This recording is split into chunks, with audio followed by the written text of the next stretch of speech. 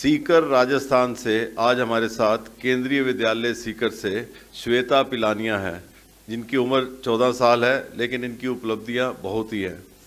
इनका flexible learning technique जो इन्होंने ये डिमॉन्स्ट्रेट करेंगे, इससे ये मेमोराइज और लर्न कर सकती हैं। जो 1 घंटे में कोई भी अपना सबक, कोई भी चैप्टर, कोई भी अपना लेसन जो 1 घंटे में एक बच्चा मेमोराइज कर सकता है, उसको ये 20 मिनट में कर सकती है।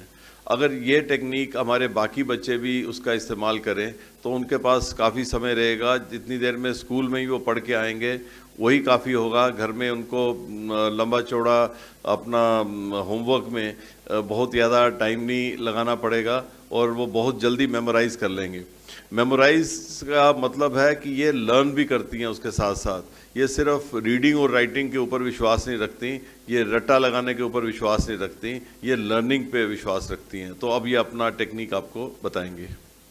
और मैं इस बच्चे के बारे में एक बात और बताऊंगा कि इस बच्चे ने जर्मन लैंग्वेज में भी प्रोफिशिएंसी हासिल की है और जर्मन लैंग्वेज इन्होंने इंटरनेट से सीखी है और ये इतनी अच्छी जर्मन लैंग्वेज बोलती हैं, अभी आपको वो भी बोल के दिखाएंगे। और इन्होंने अपने CBSE के एग्ज़ाम्स में 100% स्कोर किया है। अगर 100% स्कोर करेंगे तो आपके माँ बाप कितने खुश होंगे। हमारे सामने श्री राम जी बैठे हैं जो इनके पिता हैं, ये फौज से हैं और इनको इतनी खुशी है कि इनका बच्चे ने इतना ज़्यादा बच्चे की उपलब्धियां हैं और इस बच्चे को ये और भी नई से नई चीज़ें सिखाती हैं, जैसे कि हॉर्स राइडिंग हो गया और जैसे कि जर्मन लैंग्वेज के लिए हो गया, और भी कई तरह के टेक्निक्स इनको सिखा के, आर्चरी भी। और अगर सारे पेरेंट्स इनकी तरह मेहनत करें अगर अपने बच्चों पे और बच्चों को सही रास्ते, सही टेक्निक सिखाएं, तो मैं समझता हूँ कि हमारे देश की वाकई उन्नति होगी। जिस देश में सिर्फ 2.3% सिर्फ लोग जो स्किल्ड हैं, जबकि अगर हम कंपेयर करें तो कोरिया में 96% लोग स्किल्ड हैं और हमारे देश में सिर्फ 2.3% रिकॉग्नाइज स्किल्स हैं। और ये भी जो स्किल है, this can also be recognise. और इस स्किल को जामडोली में इंस्टीट्यूट ऑफ लीडरशिप डेवलपमेंट ने सर्टिफाई भी किया है, उनके एकेडमिक काउंसिल ने, एकेडमिक बोर्ड ने इसको पास भी किया है कि ये भी एक स्किल है। दोस्तों, आज़ादी के 50 साल 70 साल बीत चुके हैं और अभी भी हमारे देश में जो एजुकेशन की टेक्नोलॉजी है वो बहुत पुरानी है। आज भी टीचर अपने ब्लैक बोर्ड पे चौक रगड़ के रीड एंड राइट टेक्नोलॉजी से पढ़ा रहा है और हम डेवलपिंग से डेवलप्ड कंट्री की बातें कर रहे हैं। तो आज आपको एक अद्भुत बच्ची से मिलाऊंगा जिसने नॉर्मल मैथडोलॉजी से ना पढ़ के एडवांस मैथडोलॉजी से पढ़ना स्टार्ट किया। 21वीं सदी की जो मैथडोलॉजी है, जिसको हम बोल सकते हैं फ्लेक्सिबल लर्निंग, जिससे बच्चा कुछ भी पढ़े तो वो परमानेंट सीख सकता है और 1 घंटे के टॉपिक को 20 मिनट में लाइफ लॉन्ग याद भी कर सकता है। तो अब हम ले चलेंगे आपको श्वेता पिलानिया की तरफ, जो आपको समझाएगी कि CBSE बोर्ड हो, चाहे RBSE बोर्ड हो या ICSE बोर्ड हो, आप कोई भी टॉपिक को 15 मिनट या 20 मिनट दे के, जो 40 पेज का चैप्टर है उसे आप 15 मिनट में कवर कर सकते हैं और लाइफ लॉन्ग रिटेन भी कर सकते हैं अपनी मेमोरी में। सो ले चलेंगे आपको श्वेता पिलानिया की तरफ। हेलो एवरीवन, पहले मैं बताना चाहूँगी फ्लेक्सिबल लर्निंग के बारे में और उसके इम्पॉर्टेंस के बारे में। फ्लेक्सिबल लर्निंग पढ़ने की एक ऐसी टेक्निक है जिसमें 1 घंटे का चैप्टर हम सिर्फ 20 मिनट में कर सकते हैं और उसे याद भी रख सकते हैं इन आर परमानेंट मेमोरी। और उसकी इम्पॉर्टेंस ये है कि अगर हम लोग बच्चे सिर्फ बुक से पढ़ाई करेंगे, सिर्फ बुक्स में जो लिखा है वो ही पढ़ेंगे, तो वो बुक्स के कंटेंट से ज़्यादा कुछ नहीं जान पाएंगे। लेकिन अगर वो 15 मिनट में ही चैप्टर कंप्लीट कर रहे हैं और बाकी का फ्री टाइम उन्हें मिल रहा है, तो वो कुछ इन्वेंट करने के बारे में सोचेंगे, वो बियॉन्ड द बुक जाएंगे और कुछ अच्छा करने के बारे में सोचेंगे, अपने देश के बारे में सोचेंगे और कुछ नया साइंटिफिक करने के बारे में भी सोचेंगे। तो आज इसी मेथड से मैं आपको एक चैप्टर पढ़ाना चाहती हूँ जो है रेस्पिरेशन।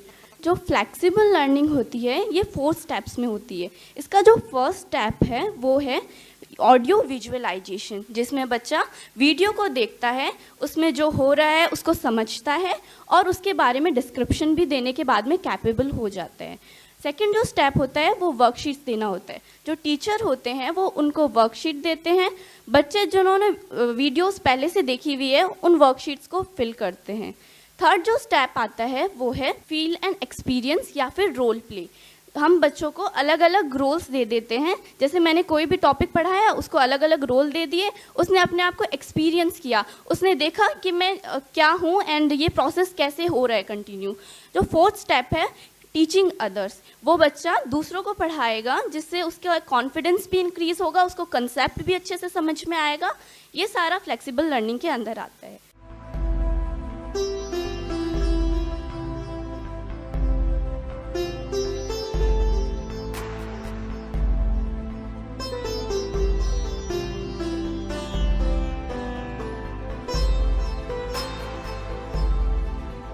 इस वीडियो में हमने देखा रेस्पिरेशन के बारे में। रेस्पिरेशन एक ऐसी प्रोसेस है जिसमें ऑक्सीजन के यूज से फूड का ब्रेक डाउन होता है और एनर्जी का फॉर्मेशन होता है। फूड के ब्रेकडाउन में ऑक्सीजन रिक्वायर्ड है या नहीं है, इस बेसिस पे हमने रेस्पिरेशन को 2 ग्रुप्स में क्लासिफाई किया है। फर्स्ट ग्रुप है एरोबिक रेस्पिरेशन और सेकंड ग्रुप है अनएरोबिक रेस्पिरेशन। एरोबिक रेस्पिरेशन में जो एनर्जी का फॉर्मेशन होता है उसमें ग्लूकोज ब्रेकडाउन होता है ऑक्सीजन की हेल्प से, और जो अनएरोबिक रेस्पिरेशन होता है उसमें ग्लूकोज का breakdown without the use of oxygen होता है।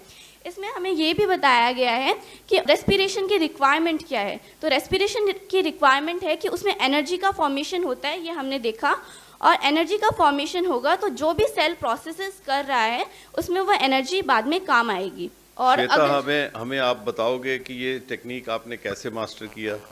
यस सर, एक्चुअली पहले मैं नॉर्मल मेथडोलॉजी से पढ़ रही थी, लेकिन अब मैंने ये इस तरीके से पढ़ना स्टार्ट किया है और मैंने इसमें इसको पढ़ के काफ़ी ज़्यादा सिक्योर किया है। 100% मार्क्स सिक्योर करने में मैं कैपेबल हुई हूँ।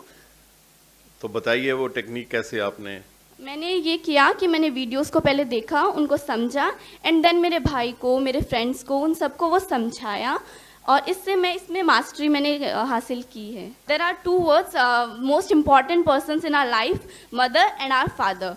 तो trick is this that our mother हमेशा पीस को करती है, यूज़ करती हैं, तो पीस को हम हिंदी में बोलते हैं मटर, और अगर हम उसके प्रोनाउंसिएशन को थोड़ा सा चेंज कर देते हैं तो वो बन जाता है मूटर, और इसी में मदर को जर्मन लैंग्वेज में मूटर बोला जाता है।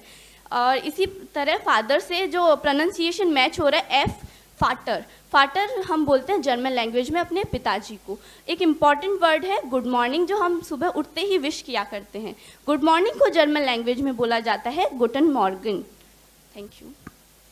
बेटा हमें आप ये बताओ कि ये जो एडवांस टेक्निक जो आपने फ्लेक्सिबल लर्निंग टेक्निक जो आपने सीखा, इसमें नॉर्मल जो तरीके से अगर पढ़ाई की जाती है और उससे जितना टाइम लगता है, और आप जो ये जो टेक्निक्स आप बता रहे हैं फ्लेक्सिबल लर्निंग वाले, इसमें जो आप बहुत क्विक उसको अपने चैप्टर को बहुत जल्दी उसको याद कर लेते हो, तो आपने हमें बताया कि जर्मन में आप उसको उसके साथ को रिलेट करके और अपना कोशिश की आपने इसको पढ़ने की।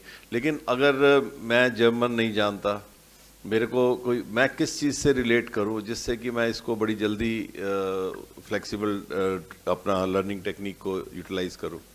जो आपका लैंग्वेज है मैं उसी के साथ में कोशिश करूंगी कि कोरिलेट करूंगी। अगर मैं कभी भी जर्मन पढ़ाती हूँ तो बच्चों के एक्सप्रेशंस देखती हूँ, उनकी लैंग्वेज देखती हूँ, और उसी के बाद में उनको बताती हूँ कि कौन सा किससे कोरिलेट करना है। तो ये टेक्निक जो है ये तो कोई भी अपना मास्टर कर सकता है। तो हर चीज़ को समझने के लिए, मतलब आपका कहने का मतलब है कि कोई भी टॉपिक हो उसको सिर्फ आपने रट्टा नहीं लगाना, उसको समझें। अगर उसको समझें, जैसे मेरे सामने ये सज्जन खड़े हैं, इनका नाम है राम सिंह, तो मैं ये समझ लूँ कि मेरे दिमाग में भगवान राम की मूर्ति आ गई, उसके बाद मैं समझूँ कि ये गाय के ऊपर जो सिंह है तो इन्होंने वो मूर्ति जो है उसके साथ में सिंह पड़ा हुआ है, तो मेरे दिमाग में आ गया है कि इनका नाम राम सिंह है। आप ये कहना बताना चाहते हो हमें? सर सबसे पहले मैं बताना चाहूँगा ASP टेक्निक के बारे में। ये डिफरेंस कैसे है क्लासरूम टेक्निक से। जब इंसान, विज्ञान ये बोलता है, जब इंसान अपने ऑडिटरी, विजुअल और काइनेस्थेटिक सेंस को इस्तेमाल करते हुए अगर चीज़ों को फील और एक्सपीरियंस कर ले और उसके बाद वो चीज़ों को किसी दूसरे को डिस्क्राइब करने में सफल हो जाए, तो उसको लर्निंग का 100% साइंस बोलते हैं। Very good. तो हम इस टेक्निक की मदद से उसके ऑडियो, मतलब वो सुनता है, देखता है, मतलब विजुअल सेंस को यूज़ करते हैं। उसके बाद हम उसे वर्कशीट देते हैं ताकि वो काइनेस्थेटिक हाथ से करके सीखे। उसके बाद बच्चे को हम एक गेम खिलाते हैं जिसके अंदर बच्चा फील और एक्सपीरियंस करता है बॉडी में कि वो चीज़ें है क्या, प्रकृति में वो कहाँ एग्जिस्ट करती है। और लास्ट में हम बच्चे को सामने बुलाते हैं फ्रंट में, और वो एज ए टीचर, जैसे श्वेता पढ़ा रही है टॉपिक्स को, एज ए टीचर वो बाकी दूसरे बच्चे जो उसके ग्रुप में होते हैं उनको बताता है कि टॉपिक